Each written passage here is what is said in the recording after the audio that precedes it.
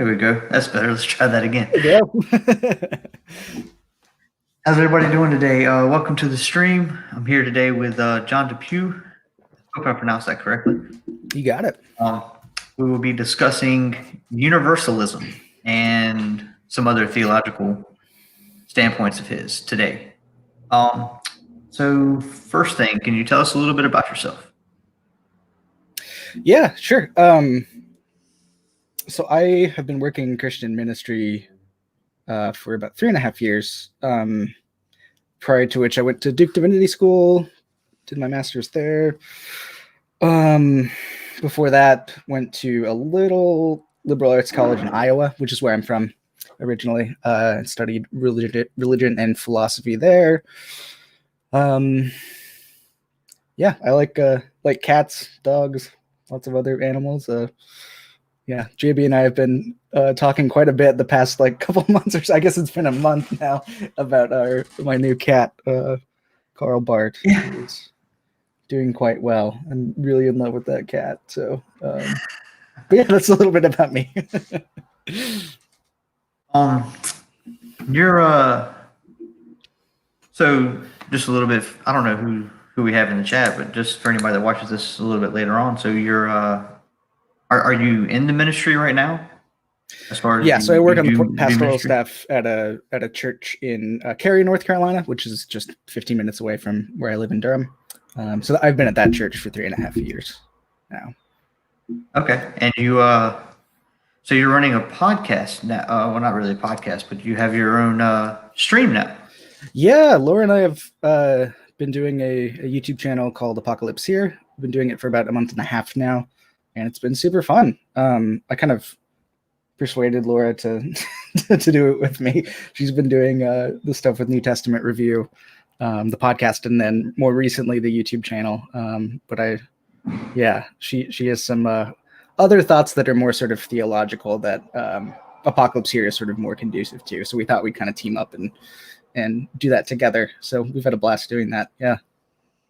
All right. Well, I haven't watched all of your streams. I've watched. How dare you? Yeah. That terrible atheist and all. That's right. So I know I sent you a real tough question on Twitter so you could prepare for this one headed into the stream. So I'm curious on the C.S. Lewis question. Where do you rank Jesus? Liar, Lord, or lunatic, or none of the above? Good question. Well, I want to be kind of precise about this. I confess Jesus is the Lord.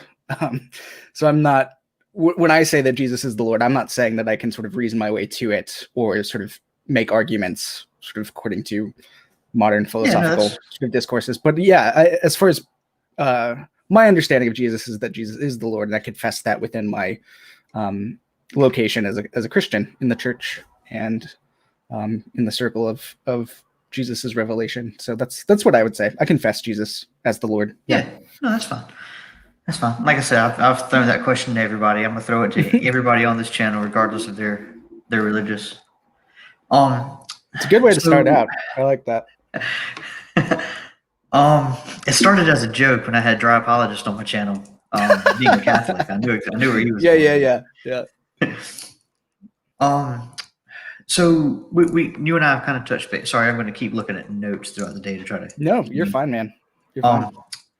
So, what would you classify, or I guess, how does your church that you're a part of classify their denomination? Sure. What you so the church that I work at is United Church of Christ. So it's a Congregationalist church that's broadly within the Reformed tradition. But it's a mainline denomination within Protestantism, and it has sort of roots in Congregationalist Puritan churches kind of that came to the Americas that have Calvinist kind of roots. But Calvin's theology really isn't that important to my particular church, which is, for the most part, that's a good thing. Calvin has some weird stuff to say about a lot of things. But yeah, it's broadly Reformed. And then as far as the church's engagement with broader society, it's more what we would call sort of progressive or lefty or something like that. So the politics are sort of align more with sort of progressive politics. But so some people call it progressive church. I don't know. I don't really care. So it's a mainline church. I like that one. When I go, I'm going to say lunatic. So would you I guess would you consider it Calvinist, or would you just consider it like it has like Calvinist roots in its history and it's kind of grown out of that aspect? Or I would just say it has Calvinist roots. The theology of the United Church of Christ is not really observably Calvinist, right? We don't think double predestination is a thing. There's no sort of I mean, the United Church of Christ is weird because there's no sort of like set of doctrines or confessions that you have to sign off on in order to be in the church. It's quite flexible for each person. So like you don't have to sign off on like total depravity or anything like that we would sort of associate with Calvin or Calvinism. What Reformed is indicating for us is just the historical connection and the tradition that we're in. So, yeah. Okay. We're going to get into your universalism stuff because that's what this is about. I know one of the first times you and I interacted on Twitter, we kind of had a discussion on like what Calvinism was. And and I think, and I wanted to take a second to kind of discuss that with you because you and I kind of we kind of had like some different understandings of where we were coming from on it, because you kept going back to the Calvinist roots.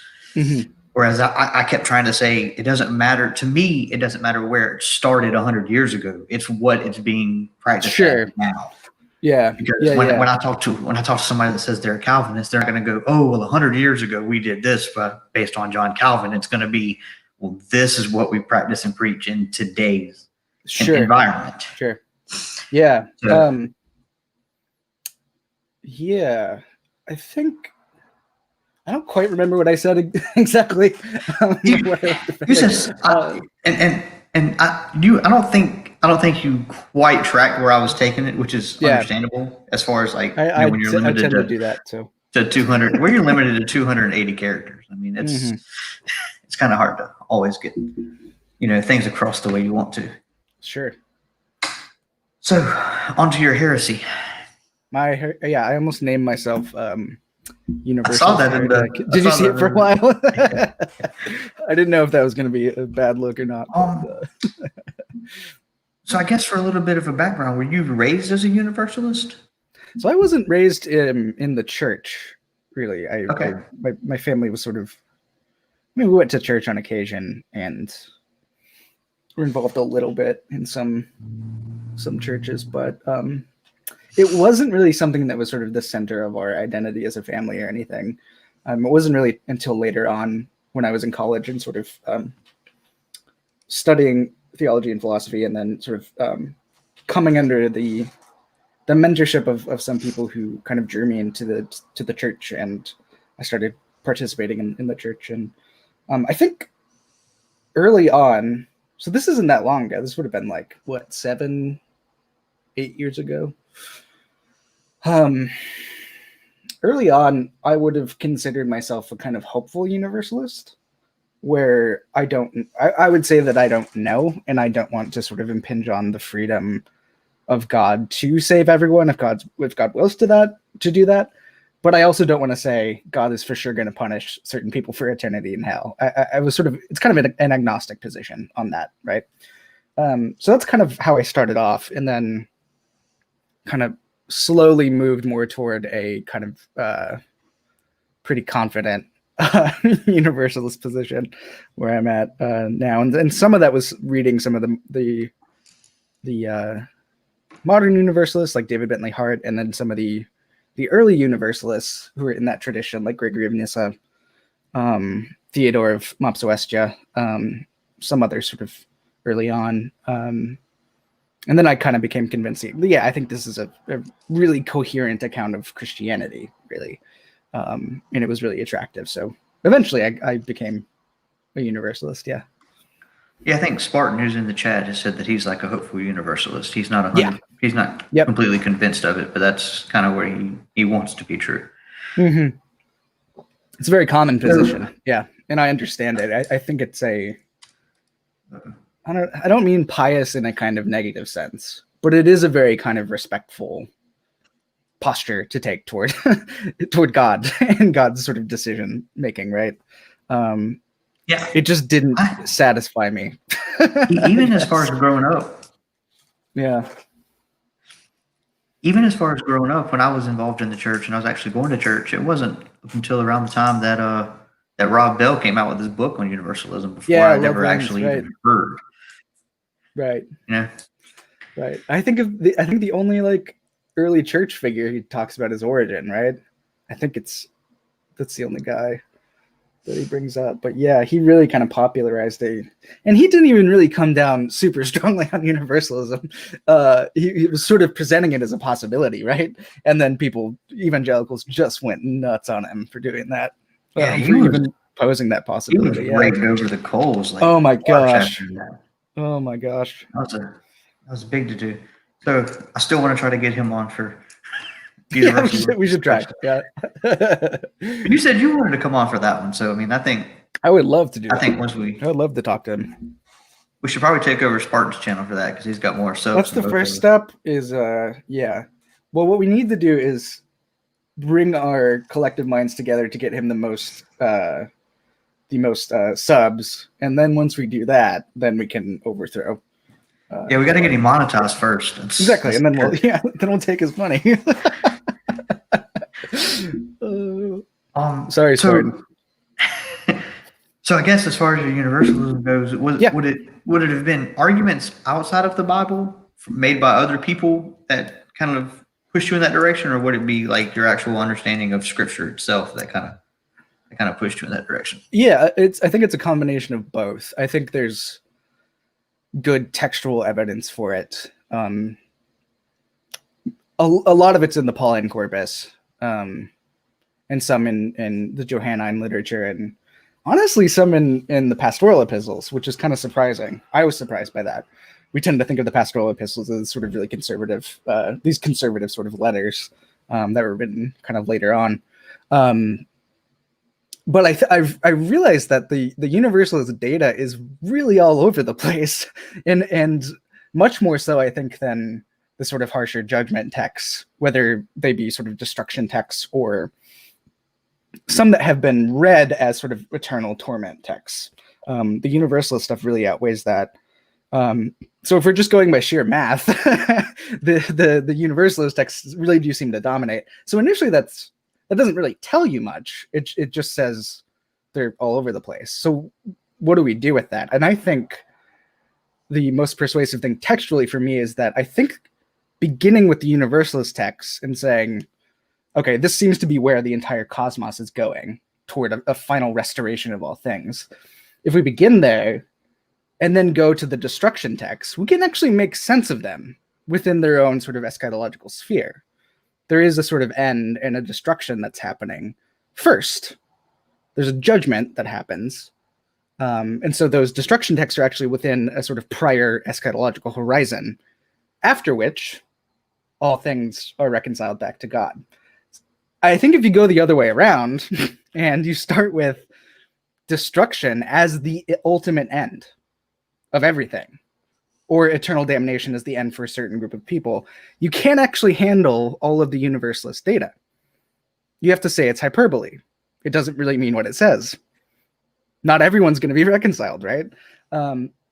So that's been really persuasive for me, is just purely in terms of how to handle those two sets of eschatological data.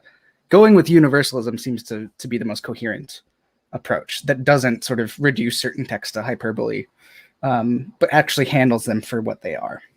So that's something that was really attractive to me. And then there are some sort of more philosophical arguments about like personhood and relationality and God's love and goodness and those sorts of things too, that were a part of the discussion that I think, or that were a part of my kind of journey toward universalism, that I think really problematize a hard commitment to some people kind of being out of luck and either being destroyed or damned forever, right? So it really was a combination of both things for me. But yeah. I want to read you this quote I pulled off of Twitter that London Theist tweeted out. I believe it was on Thanksgiving Day. Okay. And I told him I was going to bring it up with you because it's from Ed Fezer, whatever his name is. Yeah. It says that God desires all men to be saved. No more gives reason to think that all will in fact be saved than the fact that God desires all men to avoid sin shows that all men do in fact avoid sin. Just kind of curious your thoughts on that. Can you run that by me one more time? Yeah, that's interesting. Yeah. All right, I'm going to try to reword it to make it more plain English because these people don't write these things and it's a little fancy. no one will speak. Okay, so the fact that God desires all men to be saved does not give any more reason to think that God will in fact save everyone than the fact that God desires all men to avoid sin shows that all men do avoid sin. That parallel is really bizarre to me between the desire for people to avoid sin and the desire for people to be saved. As a non-universalist, my biggest issue with it was he's basically in one is God's desires, where God has control over his desires because they're his desires, the other one he's letting men do a will. Sure. That is actually in conflict with his desire. Sure. So unless he's overriding free will, he doesn't really have. Sure. Yeah. I mean, yeah, that's right. And I think the first side of that with God willing everyone to be saved, but that doesn't mean that God is actually going to save everyone, right? Why wouldn't God do what God wills to accomplish? Correct. Like, why wouldn't he go through with that? That seems a little bit weird to me. I think. I believe that was stopping God from doing that. What's that? I said I believe that was my response to him was something along the lines of like, are you saying that our free will can override God's desires? Yeah. Right. Yeah. When in fact the freedom of our will, I think, from a theological perspective, someone just wrote in the chat they like David Bentley Hart on freedom of the will, and I do too. The freedom, I think, for Christians is being oriented toward the good. It's our wills being sort of shaped toward God. And so our wills are ultimately, everybody's wills are actually ultimately aligned toward God, even when we're not sort of recognizing that at the moment, right? So our freedom is going to be in alignment and in correspondence with God, right? At least I think that's what sort of Christian freedom is. I think that's a very sort of scriptural kind of freedom, is aligning to God and responding to God. Yeah. All right. Which I'm sure you would disagree with. Yeah.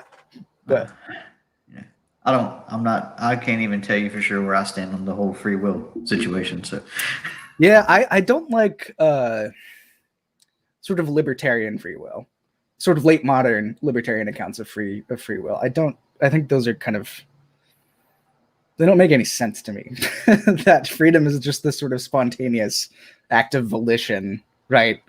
It's really just the libertarian free will is really just naming the fact that you have the ability to choose things. It's not addressing the why question with freedom. It's just that you have freedom. And I think the why question is actually more important when we're talking about freedom, not just that we have freedom, right? So I don't like libertarian free will. I also don't like determinism. I think compatibilism is kind of weird to provide. Well, yeah. Isn't compatibilism just soft determinism and basically determinism? It is. And like, there are just so many different ways of talking about it that I don't know what people mean most of the time. So I just kind of avoid those discussions and talk about freedom in the way that I think is specifically Christian. So yeah. So I guess one of the objections that you probably hear a lot from people when they discuss universalism with you is if universalism is true, why can't people just run around and sin just for the fun of it? Yeah, right. So I have a video on this actually that I can actually link in somewhere. Yeah. If you want to send, can, if you want to send it to me, I can put it I'll in send the it to you right description, now. and you can put it in the chat. This is pretty recent. 1 second.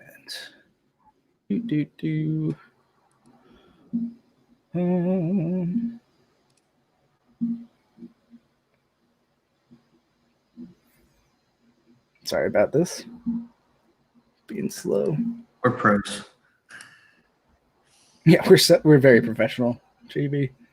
Yeah. So it's this audience question. Let me send it to you, private chat. Boom. Yeah, so I got this question a couple weeks ago. Well, I guess it would have been a month ago. And my initial response to that is nothing prevents you, no system prevents you from going out and just doing whatever you want. You can still choose to do that, whether or not you're a universalist or an annihilationist or a eternal conscious torment person. Like, there's nothing about universalism itself that's going to stop you from doing that. I think the worry really is about universalism and its account of ethics, its resulting account of ethics, and also judgment. I think that's really where these sorts of questions are coming from. So I what I would say is that thinking about the best relationship you have in your life, let's say with a friend, a spouse, someone you love very much and who loves you, right? This is the example I use in the video. Let's say, well, I'll use Laura and myself as an example. Let's say that Laura goes on a conference trip, post-COVID times, goes on a conference trip. And when she's away, I have the opportunity to cheat on her, right?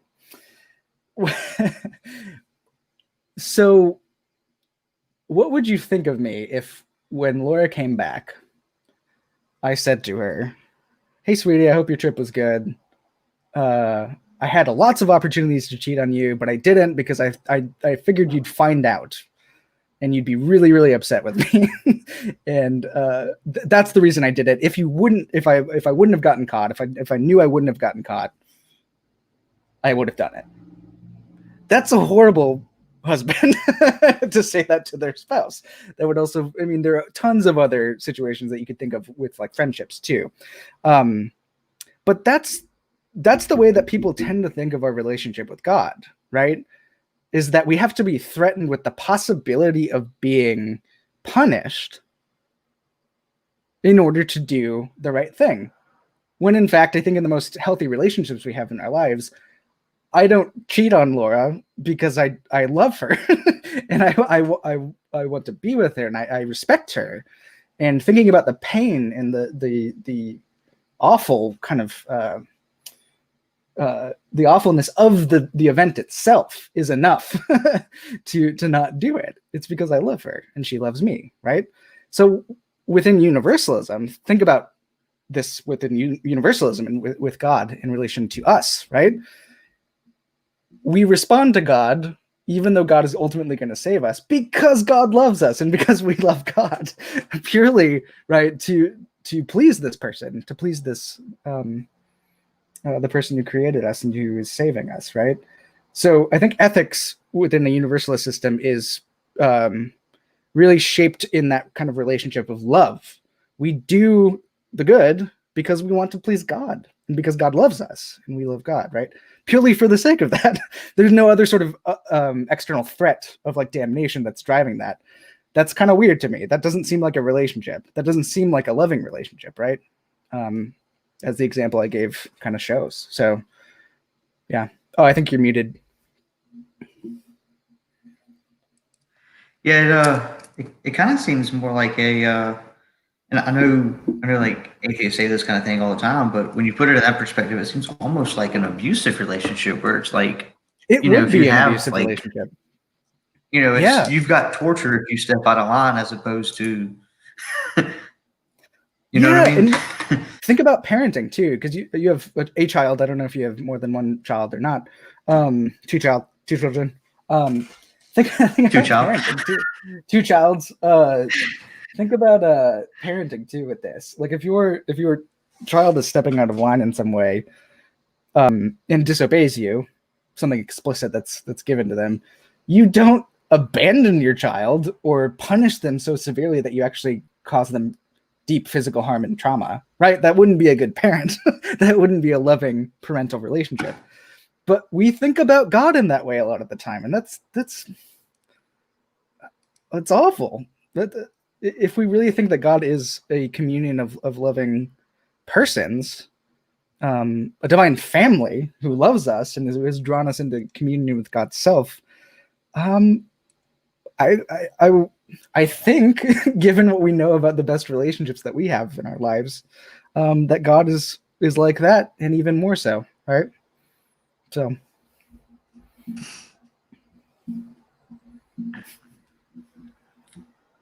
I guess the kind of the standard follow up to that, and these are some of the low hanging fruit questions, is that, I mean, these are the things I'm sure you're prepared for, that, you know, everybody. So if universalism is true, why should somebody like myself become a Christian? I wouldn't want to give a list of reasons why you should become a Christian. I don't think that's my job. What I do as a Christian is to witness to what I think is God's revelation in Christ in the way that I live and speak and act and relate to people, right? That's what I'm concerned about. Now, a different way to answer this would be, if you're going to be saved anyway, which I think you will be, why? The only thing I would say is, like, if this is true, and this thing that I'm confessing is true about God and reality and all of us who are held together within Christ, why not respond to it? Like, that's the only thing I could say is, like, it like, for those of you who I know you are really on a journey toward truth and trying to find truth and understanding and all of that sort of stuff. If this is true, responding to it for the sake of responding to it would be a good thing, right? In itself, if it's true.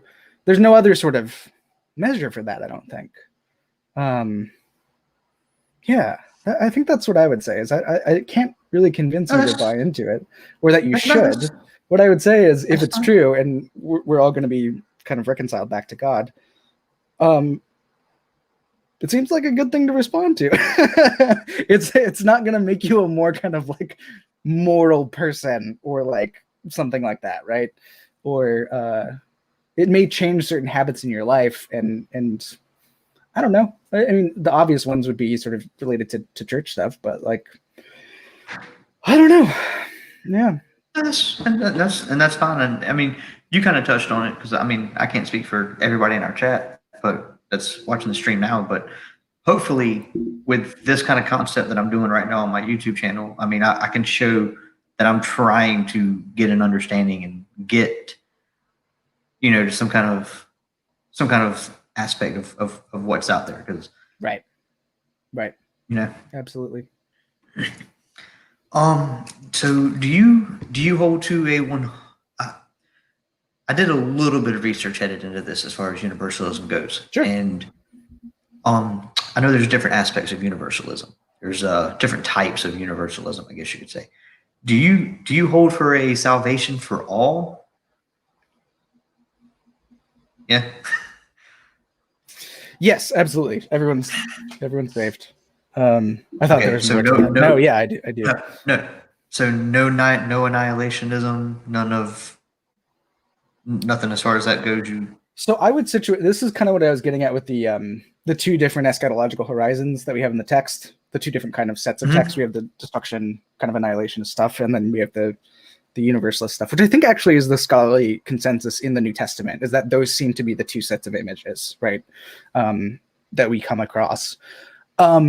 there is an annihilation, there is a destruction of our flesh and sin and death that's sort of dwelling within us, as Paul would say, that needs to be cut off of us and burned away by the fires of God's love and justice and mercy.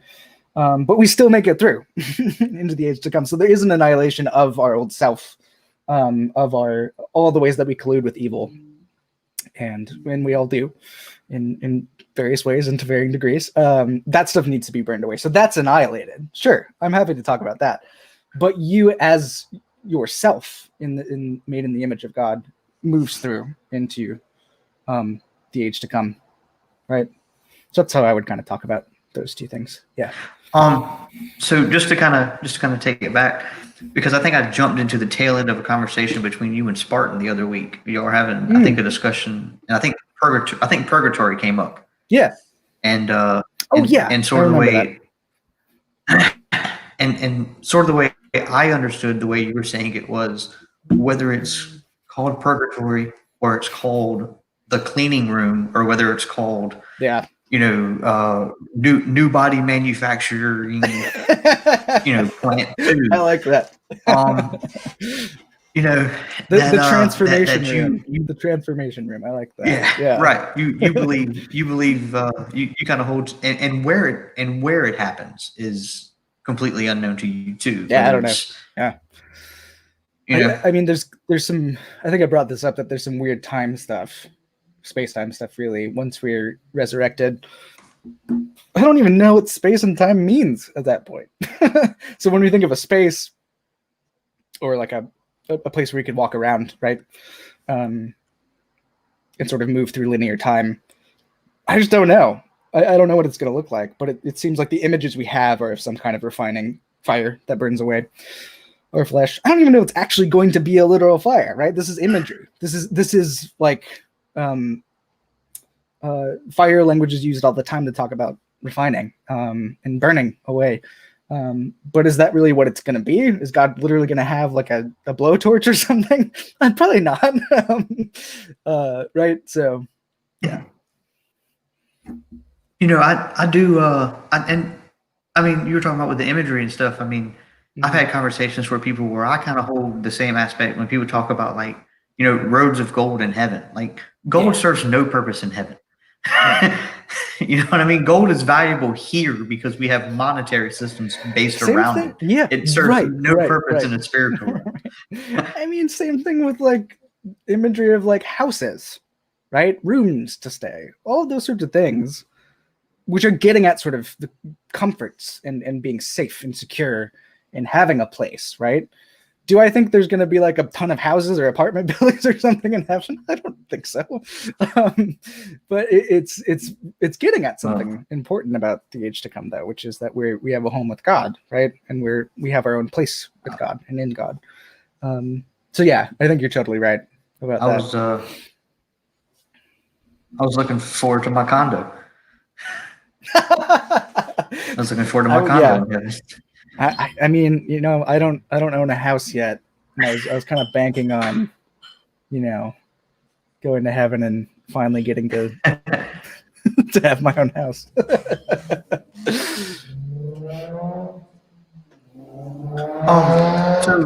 Ooh, that was loud. Did you hear that? Yeah. So basically, on your worldview, you hold that Hitler is in heaven. Yes. You want me to explain why? Okay. So going back to the because of God's grace and mercy. Yeah, it's because of God's. But it's also because of God's judgment too, which is, of course, enclosed within God's love and grace and mercy. The important thing is that Hitler goes through this refining fire of judgment, right? Where all of the ways that Hitler has colluded with evil and committed countless atrocities, right, against Jewish people and others, many others, right, is burned away and judged, right? So Hitler in the age to come is not the same Hitler who set up camps to exterminate 6 million Jews, right? He's been held accountable for that and has been through the fires of judgment, which is going to be a painful process. Hitler does not get a free pass. Nobody gets a free pass for that. Okay. No one just gets to sort of walk through, right? See, So just like there's we your aren't answer going for why I to, should've- yeah, just like we aren't going to be inhabiting sort of the same body that's contaminated by flesh, the same thing goes for Hitler. The stuff of the flesh is going to be burned away, and Hitler will be a new creation, a new person. See, that's right? why that's your answer for why people should be a Christian, even in a universalist world, is it's less painful. Yeah, right. Right.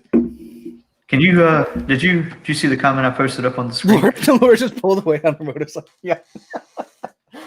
We just got her Harley, and she's just been ripping around town. No. That's hilarious. No, it constantly sounds like Mad Max outside of our apartment, because they're just motorcycles that tear down this road. Anyway, Aaron just asked a question in the chat, and it was my next question, because I had this as 7, and then I had Hitler as 7B, but I kind of skipped around because of the way the conversation had went.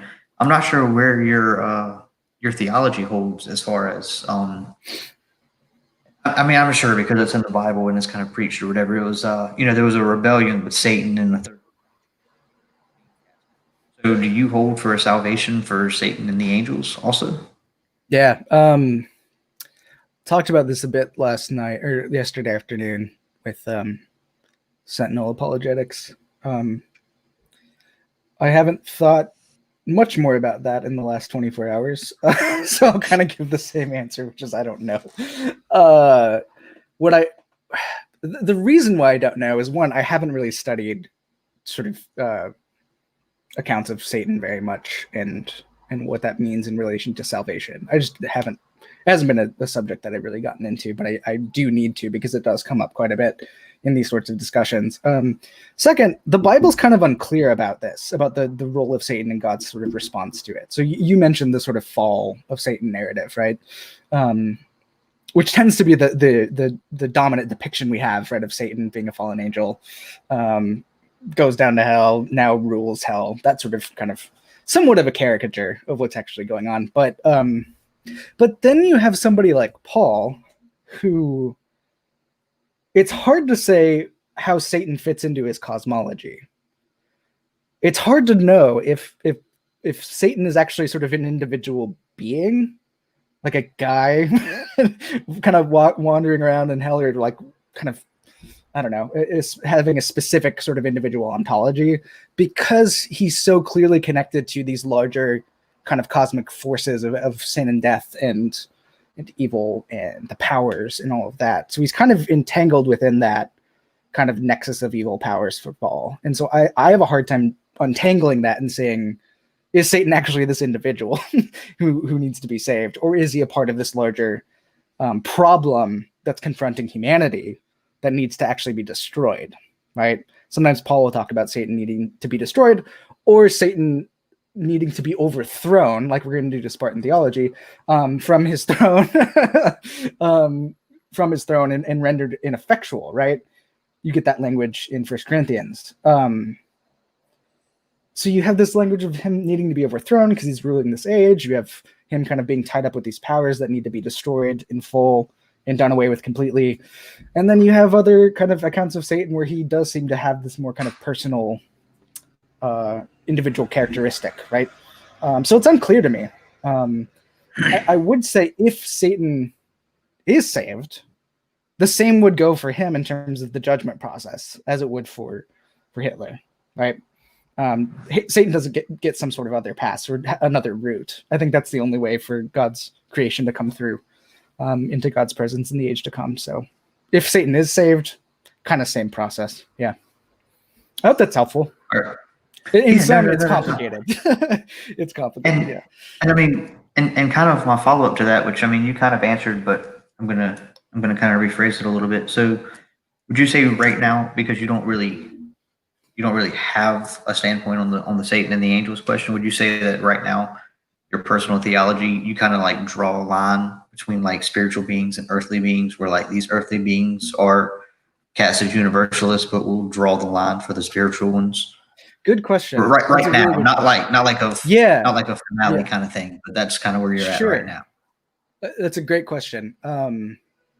I think that's where I am right now, because I'm still trying to figure out sort of ancient cosmology too, because it's just so complicated in terms of where things are, where beings are kind of situated within first century sort of context for somebody like Paul and for the other New Testament authors. It's just hard to say. So I'm remaining sort of agnostic about that at the moment, sort of like I was doing with Universalism in general before, right? I just don't really know at this point how to handle sort of spiritual beings, other than I hope that if God wills that they're saved in whatever way God wants, that's fine. I just don't know how to kind of articulate that clearly, right? Yeah, no, that's fine. Yeah. All right. Do we have any more questions for Universalism before we move into the next section of this chat? Because I have two really important questions for you. One, Where's Carl? Carl is in our bedroom. He is being quarantined because he has a respiratory infection that needs to be kind of healed before he can come out. Because we have another cat. We have that orange, terrible cat named Flannery O'Connor, who we don't want to. I kind of want her to get sick, but it's not. It wouldn't be good for her to get sick. So we're kind of keeping them apart at the moment. He's doing good though. He's getting bigger. He gained 1 pound over the weekend. Yeah, I heard he's eating like crazy. He's eating so much, but he's doing good, and I'm glad we got him, because there was a time when we didn't. I mean, the shelter didn't know if he was going to live, because he was so sick and wasn't eating. And then when we got him here, he just started doing well. So. Oh well, I wasn't. Thanks for asking. I wasn't necessarily praying that he would come home, but I was as long as you were thinking about him. Yeah. And I'm assuming Bulbasaur is still in the room. He's doing good. Bulbasaur is currently out in the living room. Bulbasaur is still on his producer duties from the other room. Maybe, I don't know what he could be sleeping on the job. I haven't seen him for a while, so I'm not sure. But yeah, I think that the last couple of streams I haven't had him up. Yeah, it's crazy. You gotta get him up. Man, I love that people ask about Bulbasaur so much, and that makes me happy. So why should Spartan Theology voluntarily give up his channel? Because out of the generosity and Christian charity that he deeply embodies in the way that he's participating in Christ, he should be willing to give up his possessions, like Jesus said. And one of those things is his channel. So... how was your conversation with Rob from Sentinel Apologetics yesterday? It was good. The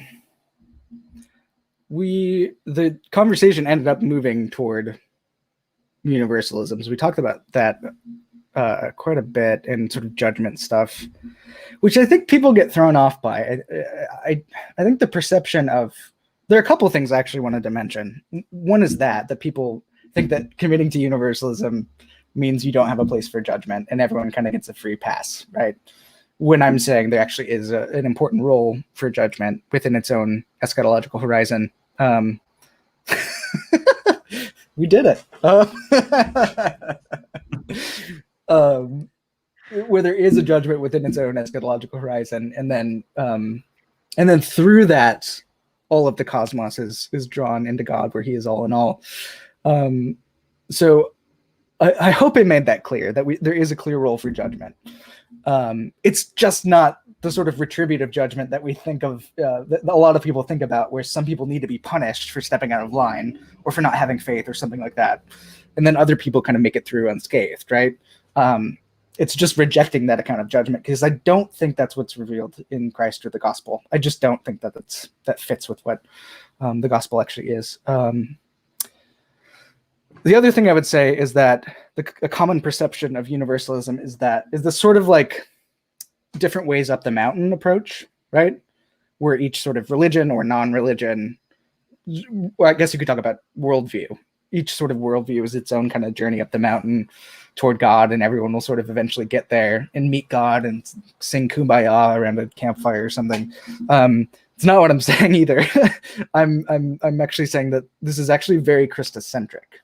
It's centered on Jesus Christ. So it is an explicitly sort of Christian approach to universalism. And I want to be clear about that too. This isn't saying that you can just sort of choose. It's not a choose your own adventure game, right? that's not what I'm saying. So that just to clear up some of those misunderstandings that I think people have. So now I'm going to hit you with something that you probably haven't heard before. All right. And this is a defeater for your universalism. This is a defeater for your universalism. So I hope you're ready for it. Okay. How do you handle John 3:16? People who believe in Christ. Mm-hmm. Yeah. Those who believe in him will not perish, but have life of the age, it says. So there's an important word there, which is aionios, which tends to be translated as eternal life in most English translations. Aionios, aeon. So if you think of ages, right? It's an ambiguous word. So there's a translation decision there that's being made that those who have faith get this eternal reward. When I think it's getting at a specific group of people who have faith, who believe in Jesus now, which is the context of the verse, will have life of the age, which is referring to the age to come. What it doesn't say is that those who don't will be destroyed forever in hell. I think it's referring to the set of people who are believing and enter into the new age.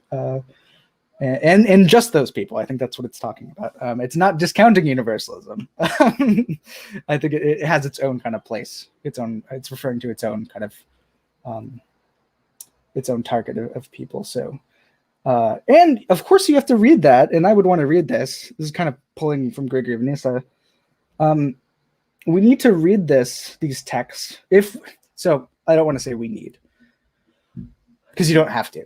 From where I'm coming from, I'm wanting to have a sort of clear synthesis of the eschatological data that we have in the New Testament that's coherent, right? Oh, you back? Yeah. Sorry about that. I don't know where I lost you, but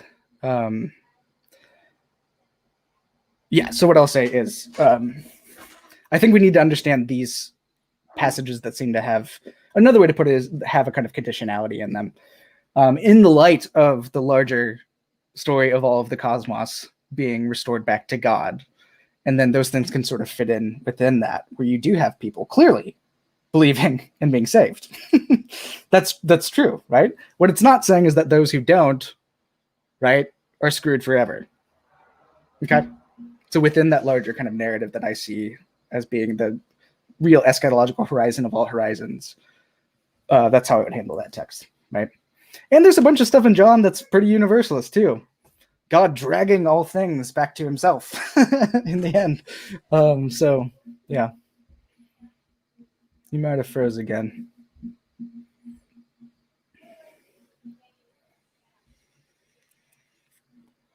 This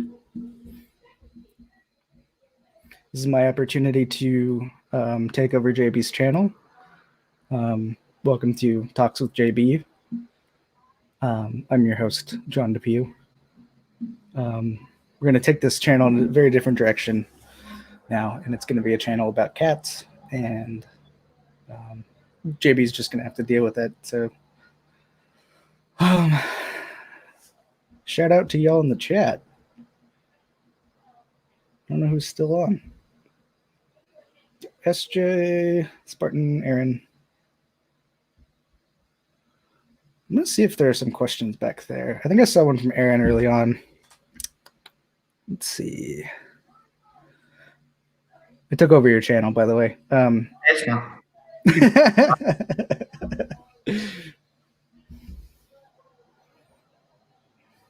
SJ brought something up, and I wanted to kind of get your take on it because SJ showed up. Hello, SJ. Thank you for joining the show. She said the parable of the rich man and Lazarus is instructive. Yeah, I mean, if she wants to unpack that a little bit more, I mean, I think she might have missed what I was saying about the two kind of horizons, because I think the sort of parable stuff that has to do with a specific eschatological horizon, and I'm fine with that being there and taking that seriously. I just don't think that's the final word. I think we need to understand that within the larger story. Yeah, I guess as far as Lazarus and the rich man, would you consider that as would that be considered as like the what you would call the body factory too? Yeah, sure. I mean, parables are tricky, right? So what's interesting to me is that folks appeal to parabolic texts, right? Which is fine because they're there and we need to do something with them, or sort of fantastic imagery, like the lake of fire was brought up, right? Where people are thrown into that. You have images of ovens, you have, worms eating bodies, you have smoke that goes up forever, right? These are clearly very metaphorical images situated within parables, right? But people insist that this is the most literal thing that we need to hold on to front and center, right? This parabolic and imagery stuff.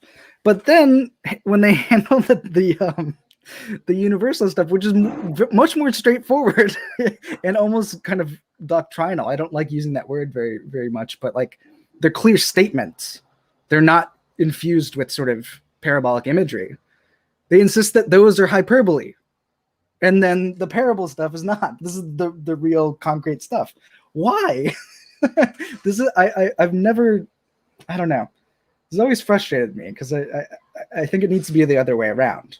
These parables and these images need to be understood in the light of the final restoration of all things, which is quite straightforward in Paul, whereas the parabolic stuff is not. There's a lot of room for flexibility of interpretation and readings and applications and all of that. So, I mean, I'm fine with walking through text at some point with anyone who's interested. If SJ is interested with that, that could just take a while. So that's what I would say. Is it's this stuff really? Sorry for getting kind of animated, but this kind of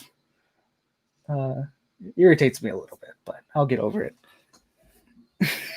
So you would view like the Revelation 20 text with people being thrown into a lake of fire. Would you? And I guess because you kind of mentioned this earlier. I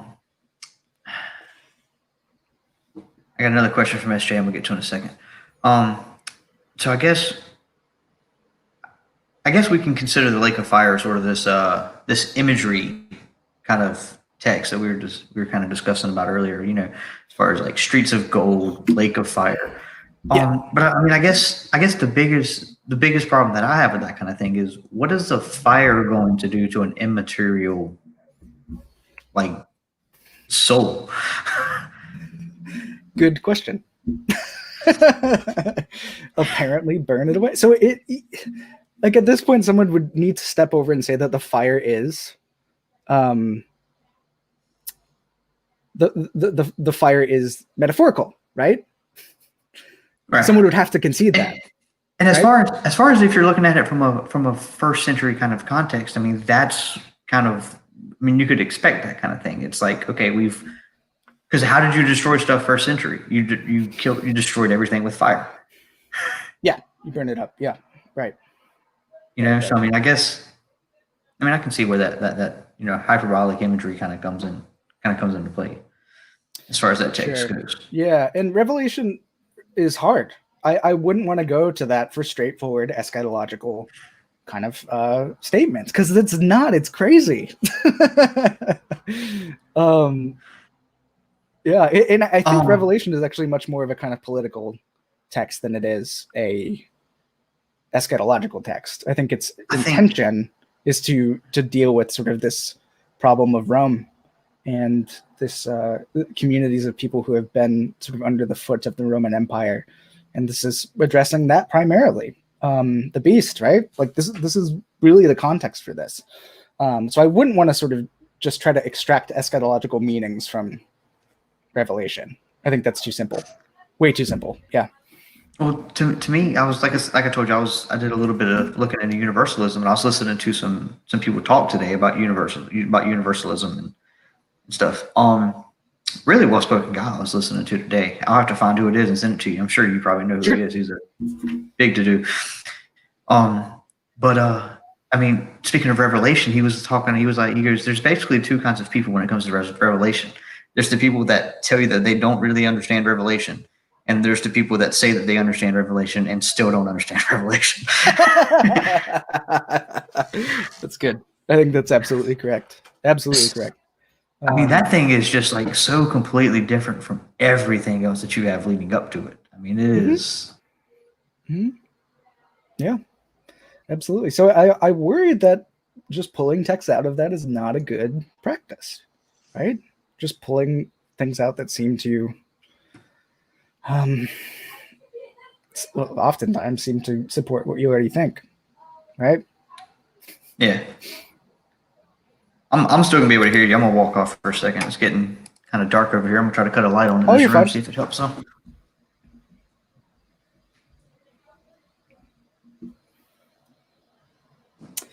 I'm gonna address a question from SJ. Am I a believer in Christ consciousness where Jesus and Christ are separate, basically separately considered? No, I think that Jesus Christ is God incarnate.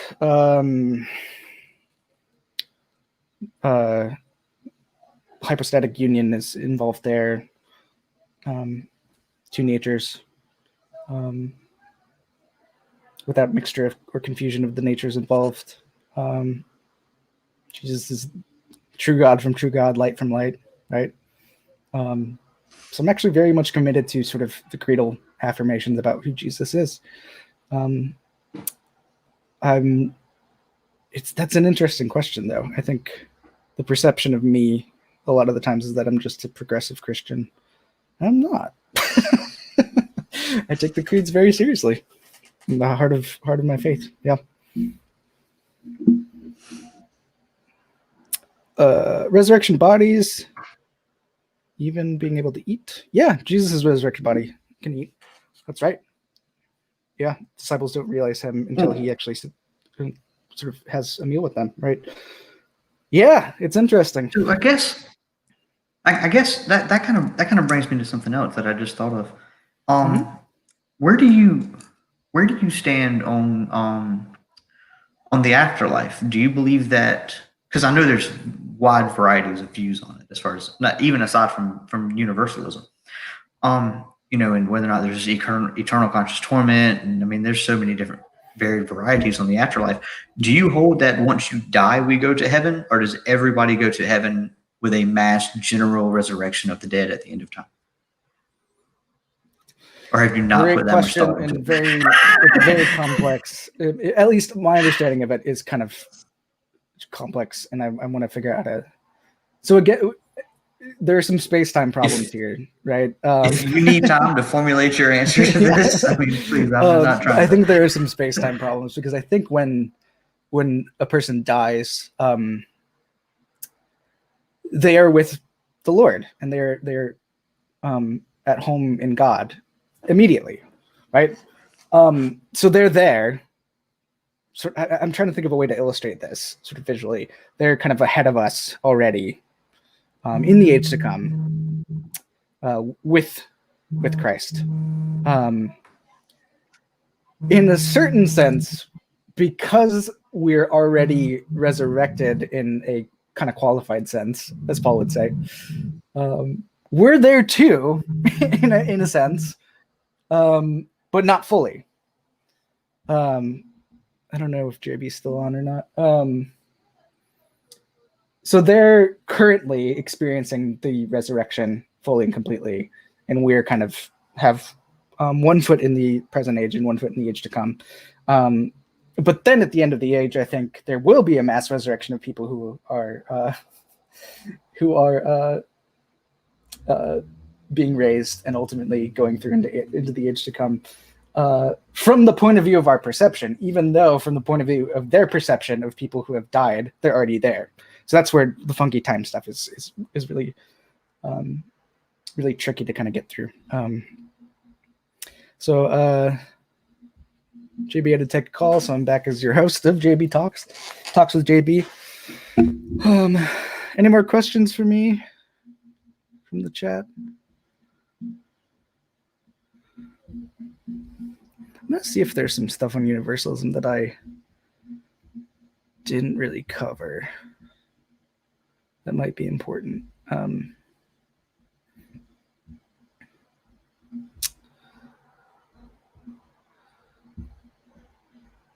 Looking through my notes real quick.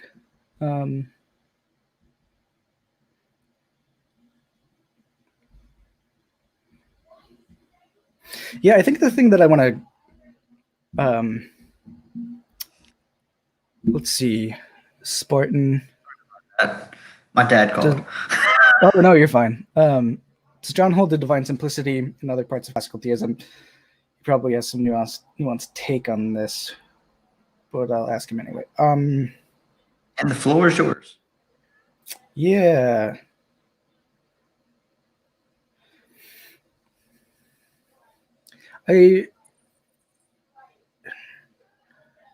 Here's the thing about divine simplicity and the way that it often gets talked about within classical theist sort of approaches is that this is kind of a fundamental kind of starting point for talking about God. Divine simplicity is really kind of almost presuppositional, although it is kind of argued too in certain ways. I don't have a problem with divine simplicity. I'm just not that concerned with those discussions that much. I'm happy that people are. I just don't have a strong opinion on that. What I'm concerned about with who God is what's been revealed in Jesus Christ by the Holy Spirit as attested by the scriptures and what's confronting us now in our modern locations.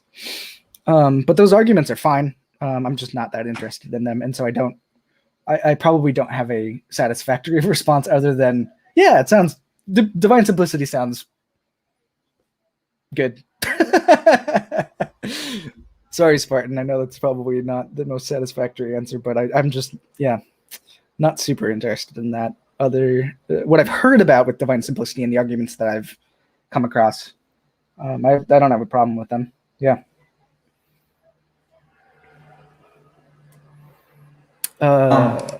Erin just had a question in the chat. She said one question she has is, what about people who don't desire eternal life? They actually have it as a psychological fear. Like me personally, I think eternity would kind of get boring after a while. Like, I mean, how many times can I do the same thing over and over before I'm tired of doing it? And when I have eternity to do it, I literally have the chance to do everything until I'm tired of it. Well, rest assured that I don't think eternity is a sort of sequential existence like we experience it now, right? So it would probably get boring if it was the sort of sequential thing with sort of days after day after day after day and just going on forever. I don't think that's traditionally how eternity is really talked about. It seems to be something more along the lines of we're in a place with God in the perfection of time where there is no sort of experiencing past, present, and future in the sort of sense that we do now. There is a kind of simultaneity there where we're in communion with God and in fellowship with God, whatever that looks like. But I think it's going to be different than sort of experiencing time the way that we do now, where we can get bored of doing the same thing over and over again. So if that's the worry, then I don't think that's well, that's my worry. That's not necessarily where Aaron was going. But as far as Aaron's question about not desiring eternal life, I get that. And I think eschatologically, as we're being drawn back to God, this is where the will comes in, and freedom comes in. That our wills are gently healed and aligned to the true source of goodness in life, in love and existence, and the fulfillment of our being in God, where we are truly aligned with God and God's purposes, finally and fully. So even though one right now might have a fear of eternal life, I think that's going to be gently healed and responded to by God beyond all ages. So what I want to say is that I understand that. Yeah. It's also just linked. Right. Yeah. I totally get that. I think that feeling that way now is understandable, and I don't want to try to sort of downplay that, because I do understand how psychologically immediate that can be, especially for people who come from traumatic sort of religious backgrounds, right? That can be hard. I would just say that I hope and pray that as we move into the age to come, that our fears will be removed as we're drawn home to God. I don't know what that's going to look like exactly for you, Aaron, but I do have confidence that that will happen. So, Any other questions?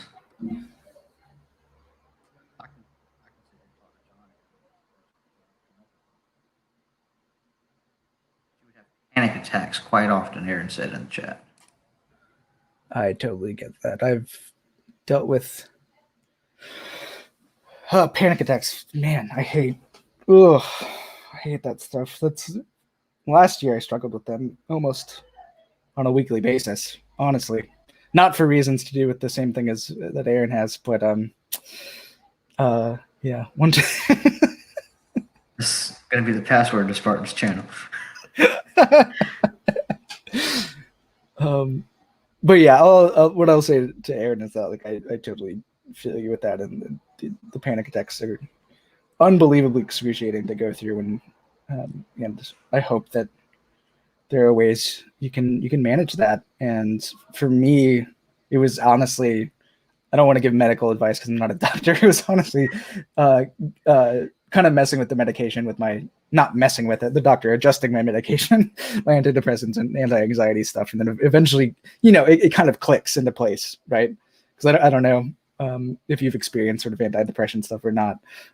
But with the slightest kind of dose difference makes all the difference. So I wish you the best, Aaron. You rule. Did you happen to stay at a Holiday Inn Express last night? Because that would probably, that might help a little bit. No, please, all jokes aside, please take medication advice from trained professionals only, and that is neither one of us here on this channel. Yeah, not from a theologian with a beard. It's not a good look. Any other questions we got?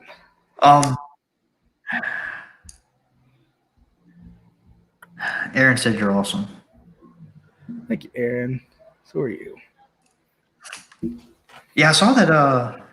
I follow Erin on Twitter. I'm not sure if she follows me or not. She may. But I wasn't looking for, looking for followers when I did it. But I thought, I could be wrong, but I thought y'all had her on y'all's channel, correct? Having a discussion. We did, yeah. We did an interview with her. It was the day that we found out the election results.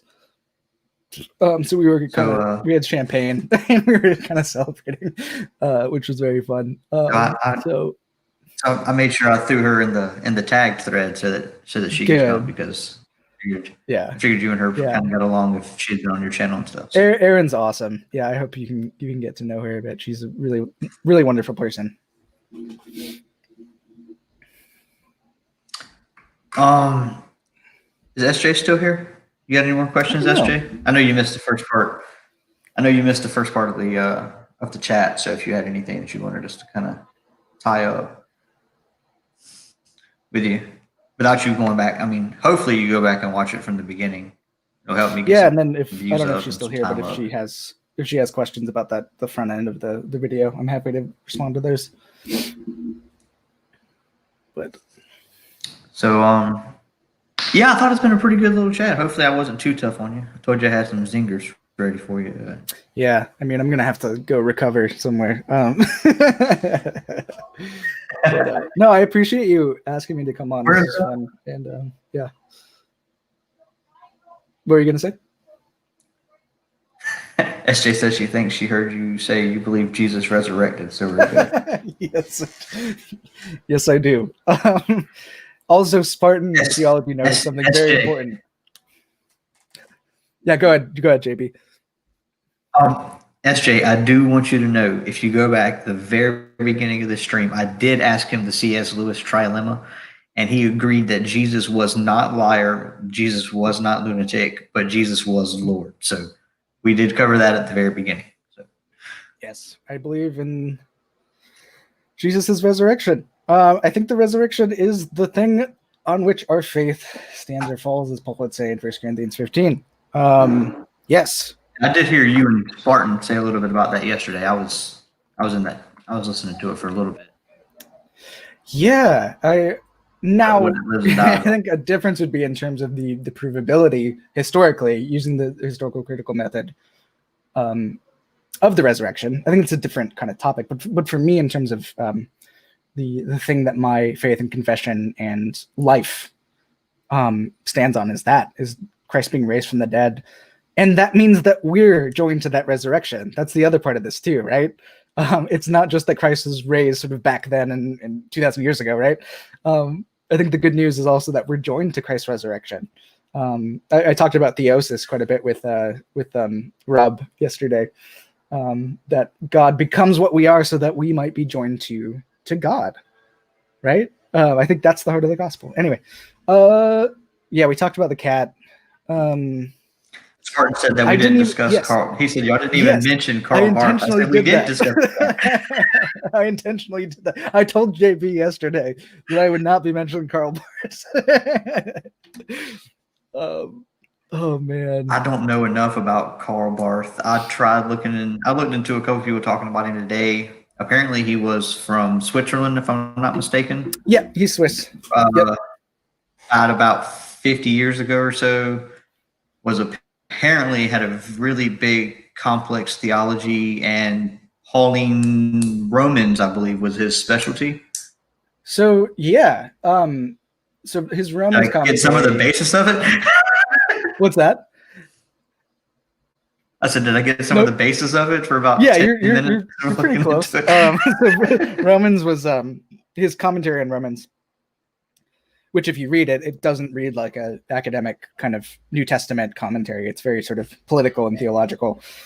He's addressing certain things that are happening in Germany where he was teaching at the time. This is this is post World War I.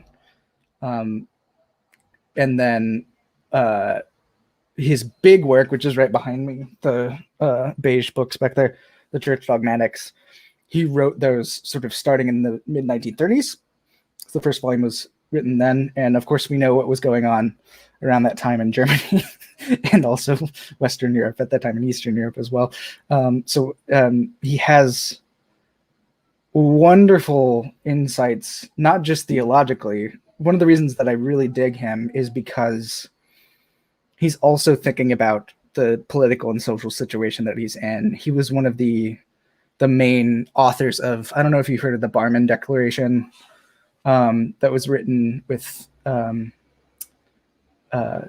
Protestants in Germany at the time who were resisting the rise of the Reich Church. So 90% of Protestants in Germany at the time signed off on Hitler and sort of joined the Nazi church at that time. And there was a small group of people who said no to that. And Barth somehow, with incredible clarity, was able to see that this was a huge problem and got together with some of his friends and colleagues and wrote this document just dumping on Hitler and the rise of the Third Reich. It's pretty wonderful. Don't lose your Android. Is he trolling? He made a comment. No, he said it's pronounced Bart. I can see John's eyes get wide when you said Bart. I have patience for that. I do. Spartan brought this up actually on a different stream about how I would get mad if people said Bart. Being a fan of Karl Barth, can I assume that you're not a fan of positive Christianity that was being pushed by the Third Reich? No, I don't like Nazis. Right. I'm very anti-Nazi, anti-fascist. Fair enough. Fair enough. Yes. And if I can ask, because I'm just curious. Where's Laura? She working or she's in the other room? In the living room doing a tutoring session. So she's been tutoring a young girl on how to read. So she's been teaching. Okay. I think it's been 3 months now. Taking some time on Tuesdays and Thursdays to help her read, and it's been going awesome. Laura doesn't really have much experience with that, and she's picked it up obviously because she's brilliant and was able to pick it up quickly. And yeah, it's going awesome. So she on Tuesdays and Thursdays she does a little tutoring session. So yeah. So Bulbasaur's producing the tutoring session is what you're saying. What's that? I said, so Bulbasaur's producing the tutoring session. Is that what he you're may saying? be involved in that. Yeah, I'm not sure. Sometimes he's used as like an illustration. Like she'll bring in, because we have some other stuffed animals too. She'll bring those in and use examples. Does Karl Barth think we should punch Nazis? The Bardian answer to that would be this is contingent upon God's command to you in Jesus Christ. So if you're sensing a command from God, it may perhaps be ethical to punch a Nazi, but we need to wait on the Lord. Is that good advice, Spartan?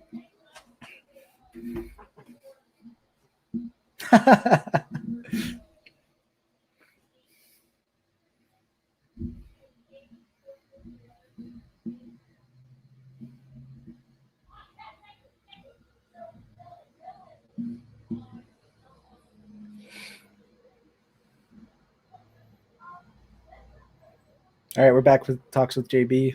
This is your host, Jon DePue. I don't know if there are any more questions. This is fun. Thanks for coming by. I don't even know how many people are still on, but I'm going to keep talking. Spartan, I hope that was helpful advice for you in your response to Nazis. If probably not. Okay.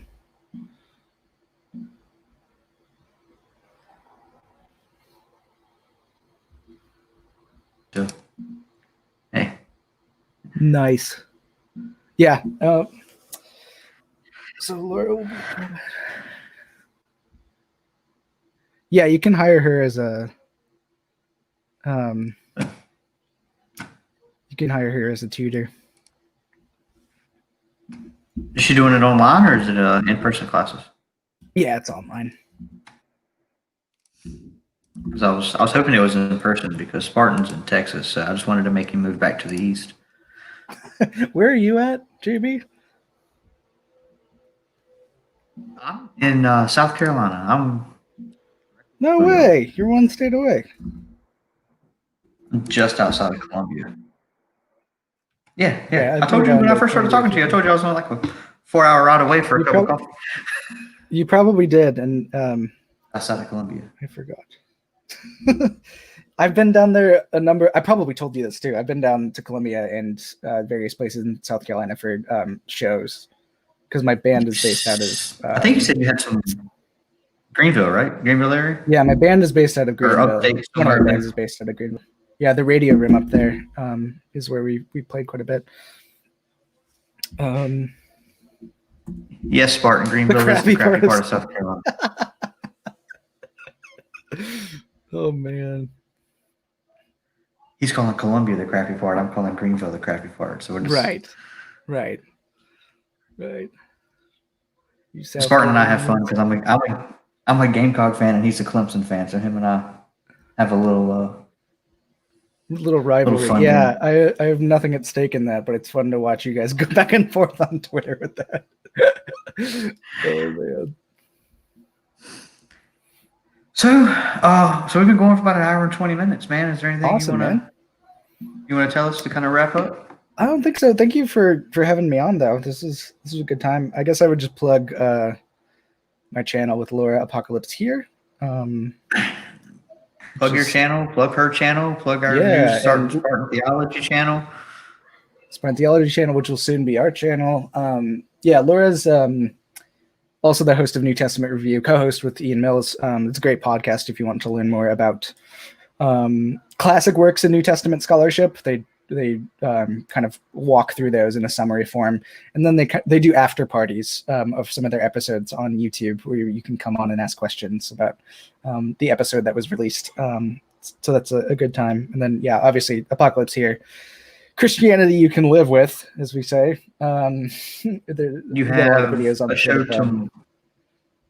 We have a show tomorrow.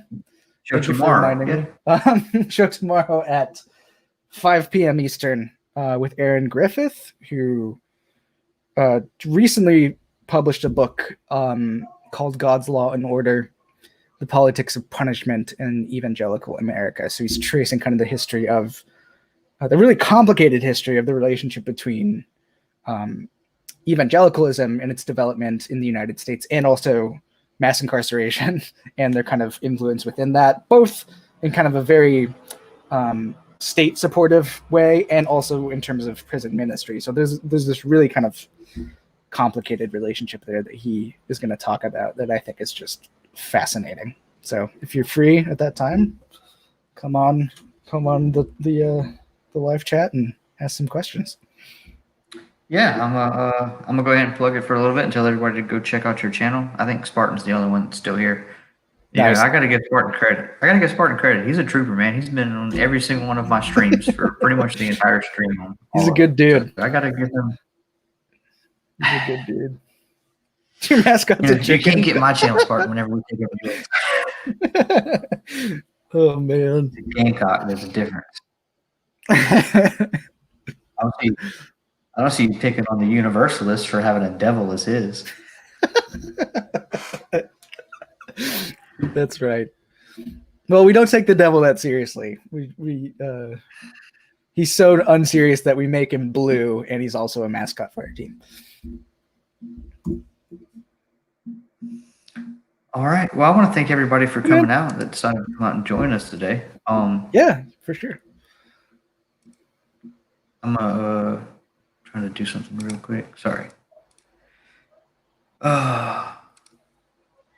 Trying to manage while I'm doing streams. It's something I got to get better at, managing other things while I'm doing. I get it, man. Doing streams. I'm still a newbie at this.